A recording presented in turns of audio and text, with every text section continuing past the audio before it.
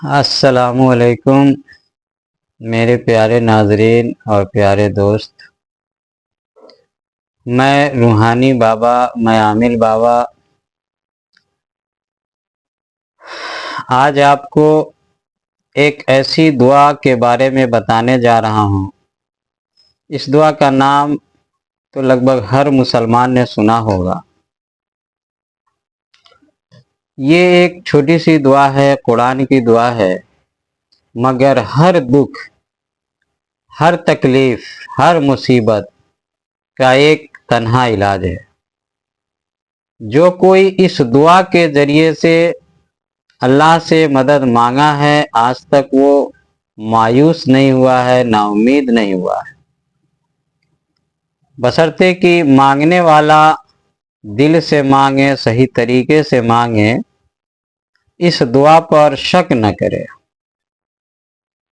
ये दुआ दुआ यूनुस के नाम से मशहूर है।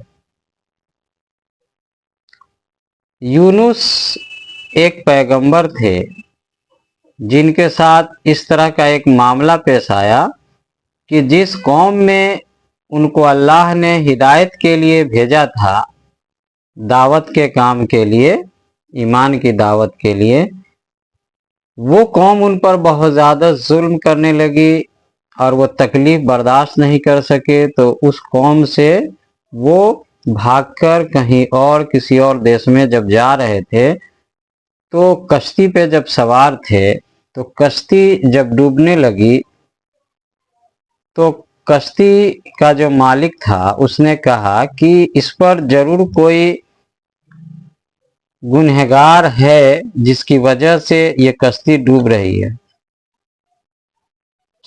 तो उस गुनहगार की वजह से हम सब की जान चली जाएगी, तो बेहतर है कि वो खुद को ही, अपने आप को इस कश्ती से अलग कर दे। यूनुस अलैहिस्सलाम उठे और उन्होंने कहा कि मैं ही अपने मालिक का, रब का गुनहगार हूँ। क्योंकि वही अपने ड्यूटी से, अपनी जिम्मेदारी से भाग रहे थे, तो उनको एहसास हुआ अपनी गुनाहों का और उन्होंने कश्ती से नदी में छलांग लगा दिया। अब चूंकि तैरने तो इनको आता नहीं था, तो अल्लाह ने मछली को हुक्म दिया और मछली इनको निगल गई। 3 दिन तक ये मछली के पेट में पड़े रहे। 3 दिन के बाद अल्लाह का हुक्म हुआ मछली को कि किनारे पर उगल देने के लिए, तो मछली ने किनारे पर उगल दिया। तो जब ये मछली के पेट में गए, तब इन्होंने, जब इनको पूरा का पूरा अंधेरा लगा, जब इनको मुसीबत समझ में आई, तब इन्होंने ये दुआ पढ़ना शुरू किया और 3 दिन तक ये लगातार उसी में पढ़ते रहे, मछली के पेट में। और फिर 3 दिन के बाद उस दुआ की बरकत से उनको किनारे पे निगल दिया गया, उगल दिया गया। इस तरह से ये दुआ के बारे में कुरान मजीद में है। दुआ इस तरह से है, आप सब जानते होंगे, जो नहीं जानते हैं वो आज जान लेंगे। ला इलाहा इल्ला अंता सुबहानका इन्नी कुंतु मिनज़ ज़ालिमीन। इसका मतलब होता है कि ला इलाहा इल्ला, नहीं है कोई इबादत के लायक, अंता सिवाय तेरे,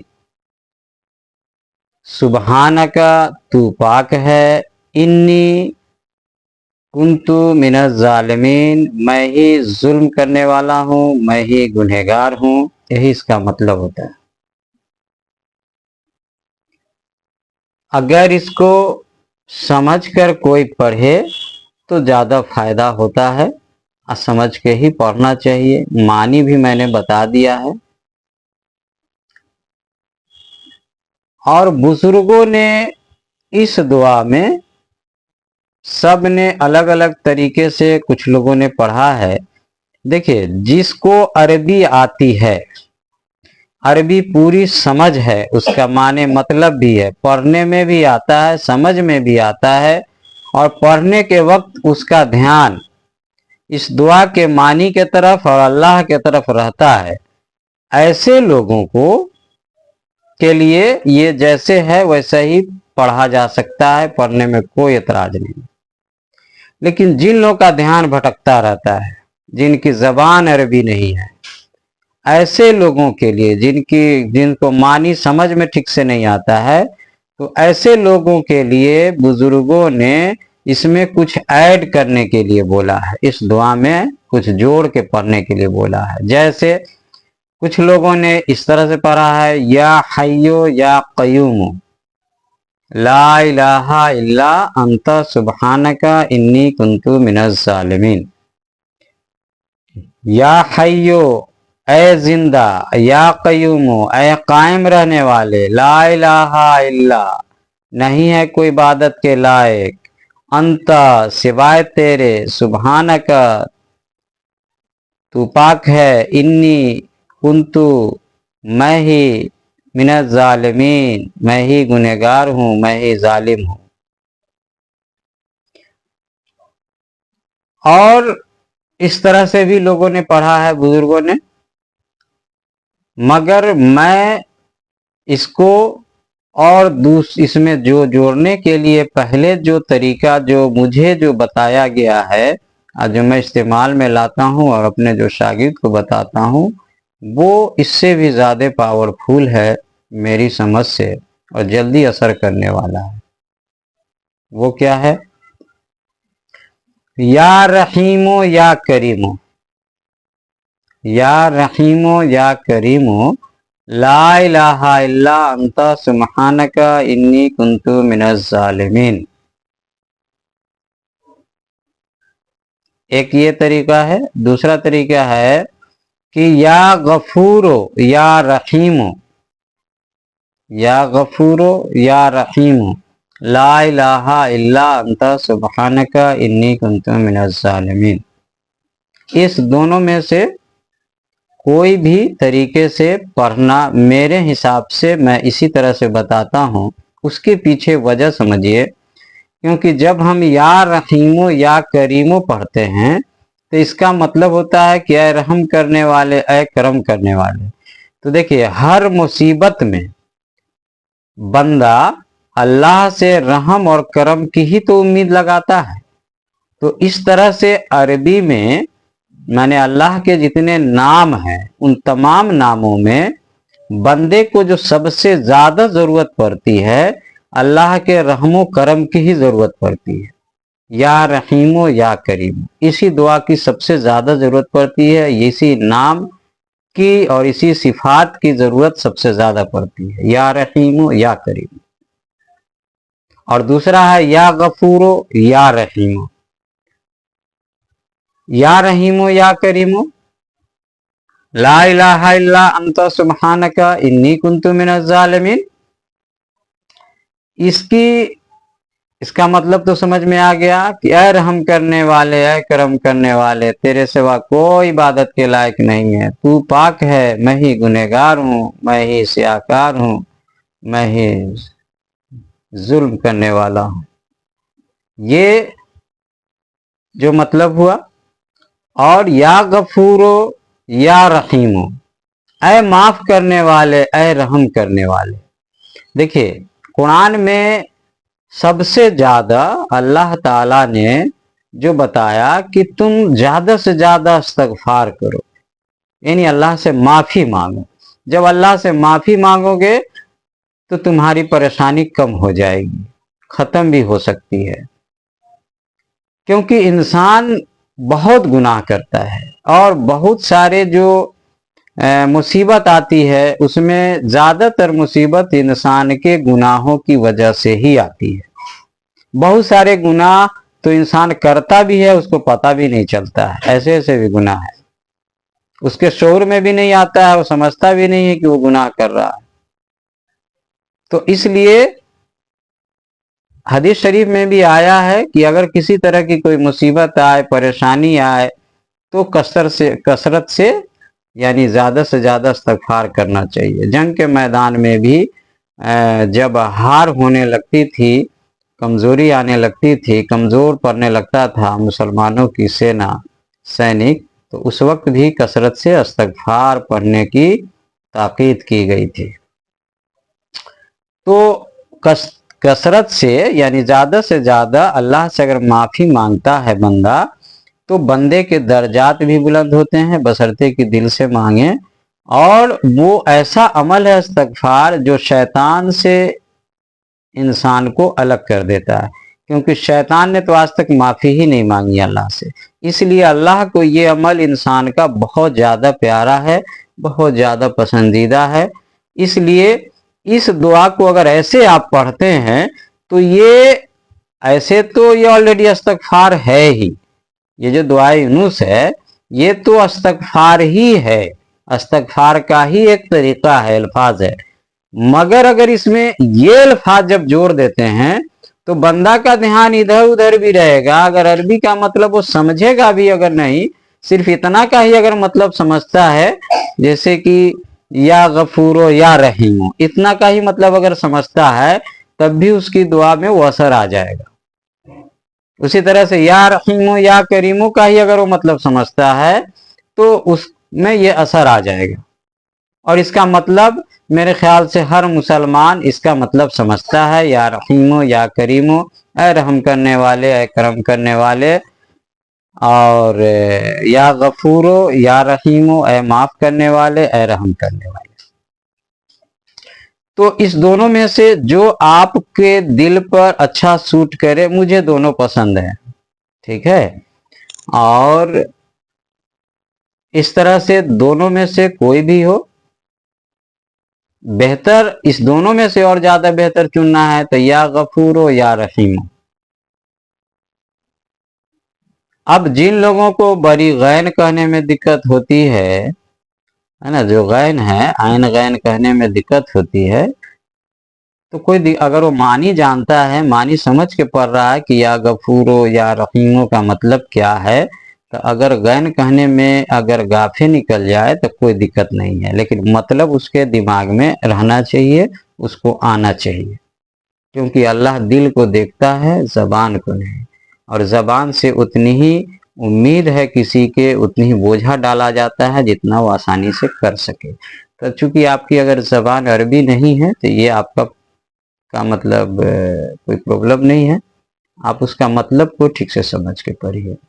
और या रहीमो या करीमो भी आप पढ़ सकते हैं, बहुत अच्छा है। ये दोनों में से जो आपको अच्छा लगे, तो मैंने फिर से पढ़ के बता देता हूँ।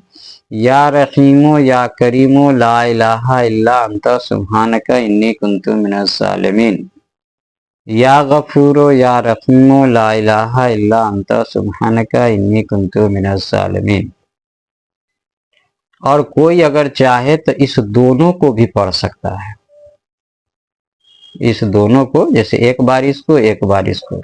एक बार पढ़े या गफूरो या रहीमो ला इलाहा इल्ला अंता सुब्हानका इन्नी कुन्तु मिनज़ ज़ालिमीन। या रहीमो या करीमो ला इलाहा इल्ला अंता सुब्हानका इन्नी कुन्तु मिनज़ ज़ालिमीन।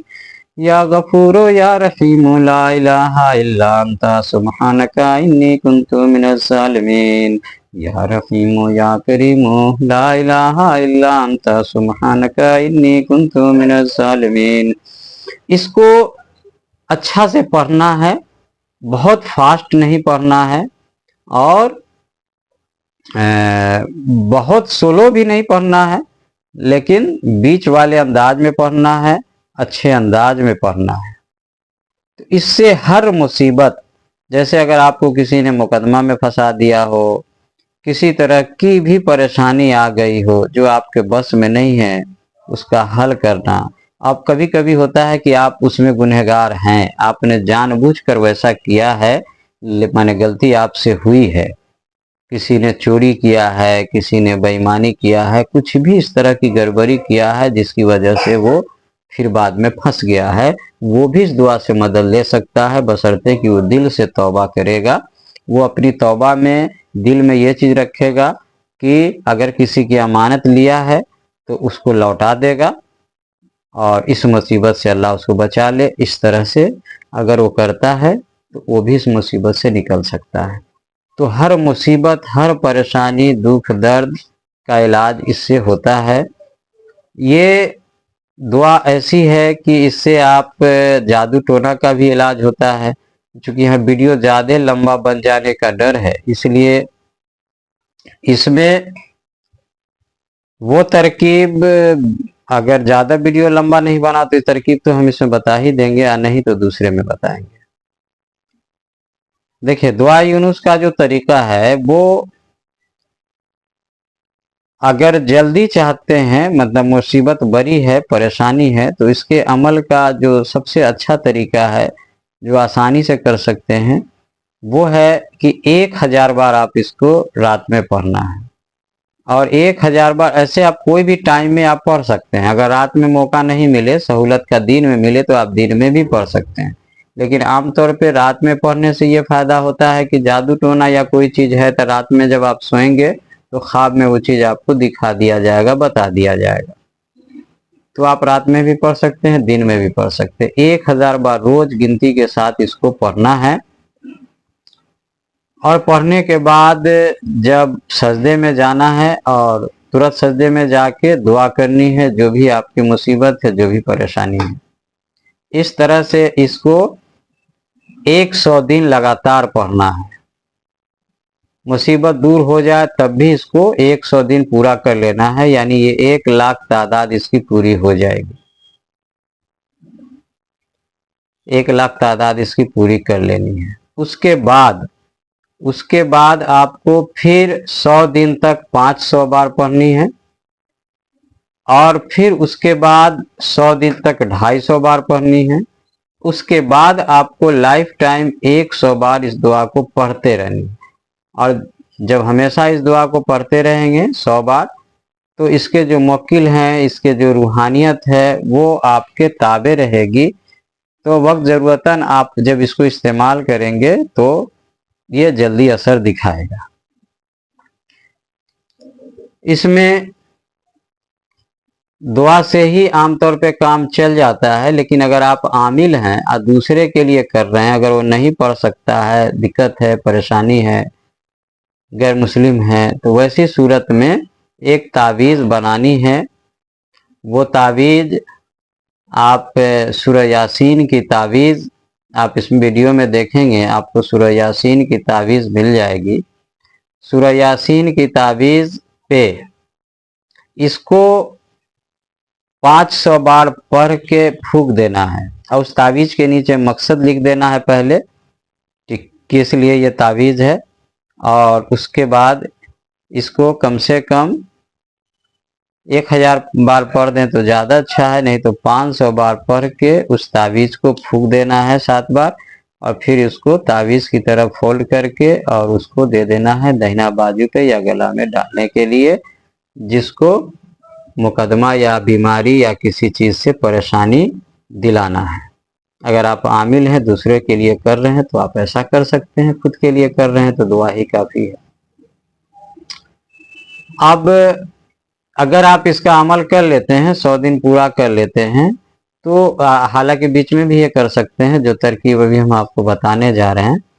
आपको इतना चावल लेना है, किसी मरीज को अगर आपको लगता है कि कोई जादू टोना किया गया है, सेहर किया गया है, करके कुछ खिलाया गया है, ऐसा जांचना है, ऐसा शक है, तो क्या करना है कि 200 ग्राम, यानी मरीज जितना का खिचड़ी खा सके, जितना चावल का खिचड़ी बनाना है, तो मान लीजिए अगर 200 ग्राम चावल का आमतौर पे लोग खा लेता है, तो उसमें जो है 50 ग्राम या 100 ग्राम मूंग का दाल डाल दीजिए, और 100 ग्राम चावल ले लीजिए, उसको अच्छा से धो लीजिए। धो के उसको पॉलीथीन में हो, अगर दूर कहीं भेजना है तो पॉलीथीन में आप फूंक सकते हैं, और पास में ही है जिसका काम करना है वहीं पे है, तो कोई जो बर्तन जिसमें खिचड़ी बनानी है उसमें पानी भी डाल देना है, चावल को भी डाल देना है, और उसमें 500 बार आपको यही दुआ यूनुस पढ़ के उसको अच्छा से 7 बार उस पानी को फूंक देना है, उस जो देगची होगा, वो जो बर्तन होगा, उसके पानी को। और अगर पॉलीथीन वगैरह में चावल या दाल को डाले हैं मान लीजिए, और फिर उसको फूंक के कहीं और भेजना है, तो उसी पॉलीथीन में फूंक देना है चावल को अच्छे तरीके से। अब उसको मरीज को दे देना है, वो उसको बना के अपना खिचड़ी बना के और पूरी तरह से उसको खा जाना है, पूरा खिचड़ी खा लेना है। अगर वो पूरा खिचड़ी खा लेता है, उसके आधा घंटा 1 घंटा मैक्सिमम 3 घंटे के अंदर अंदर में उस मरीज को अगर कुछ किसी ने जादू टोना करके उसको खिला दिया है, तो उसको उल्टी के जैसा मन करने लगेगा और उल्टी भी होता है। किसी को काला काला खिचड़ी का भी उल्टी होता है और जो चीज खिलाया है वो भी होता है। किसी को सुई उल्टी होता है, किसी को हड्डी होता है, किसी को लड्डू होता है। यानी शैतान जिस माने चीज के जरिए वो दाखिल होता है उस चीज की उल्टी होती है। इसमें कभी कभी किसी किसी को मितली होके ही रह जाता है, उल्टी नहीं होता है। उसकी वजह है कि जिसके ऊपर असर कम हो जाता है, यानी वो पहले से कुछ काट करवाया हुआ है, तो असर जब कम हो जाता है तो सिर्फ मितली वगैरह होके रह जाता है। नहीं तो अगर कहीं से कुछ झाड़ फूक नहीं करवाया है दुआ तावीज और तब आप दुआ यूनुस उस पर इस्तेमाल कर रहे हैं, तो वो जबरदस्त उल्टी होगी। कभी कभी किसी मरीज को उल्टी होने का मन करता है लेकिन वो दस्त हो जाता है। एक मरीज को मेरे हुआ था, शुरू शुरू में जिस पे आजमाया था उसको दस्त हुआ था, उल्टी का मन किया लेकिन दस्त ही हो गया। तो इस तरह से, लेकिन ज्यादातर में उल्टी का ही मामला रहता है। तो इस तरह से मरीज ठीक भी हो जाता है और चेक भी हो जाता है कि हाँ इसको किया हुआ, उल्टी हुआ तो समझिए कि करके खिलाया हुआ, और नहीं हुआ तो नहीं करके खिलाया हुआ है, ये क्लियर हो जाता है। तो जांच भी हो गया, इलाज भी हो गया। तो इस तरह से ये करिश्माई चीज है कि अब सोचिए कि खिचड़ी बना के खाया तो उल्टी कैसे हुआ। खिचड़ी से किसी को उल्टी तो होता नहीं। कोई प्रॉब्लम होता है तो डॉक्टर ज्यादातर खिचड़ी ही कहते हैं खाने के लिए, पेट वगैरह खराब हो जाए तो, क्योंकि ये हजम आसानी से हो जाता है। और बताइए कि जब तरकीब करके दिया जाएगा तो वही खिचड़ी भी हजम नहीं। इस तरह से आप इससे जादू टोना का काट कर सकते हैं। अगर किसी के लिए तावीज बनानी है तो मैंने बता भी दिया है कि सूरह यासीन के नक्श पे आप इसको 500 बार पढ़ के आप उसको फूंक देना है सूरह यासीन पर के नक्श पे, और उसको नीचे में मकसद लिख देना है तावीज के, तब पढ़ के फूंकना है और उसको गले में डाल दीजिए। जिसको जल्दी जल्दी असर होता है बीमारी का या सेहर का, तो उसको उसकी हिफाजत होगी और वो बीमारी से बच जाएगा। छोटे छोटे बच्चे हैं तो उनको भी आप ये दुआ सिखाइए और उसको इसके बारे में बताइए कि ताकि वो भी अपनी ज़िंदगी में इसको इस्तेमाल कर सके। तो मैं समझता हूँ इस वीडियो में जल्दी जल्दी बोला हूँ कि ताकि जगह मैंने टाइम ज़्यादा नहीं लगे, आप बोर भी नहीं महसूस हो, काम की बात ज़्यादा आ जाए।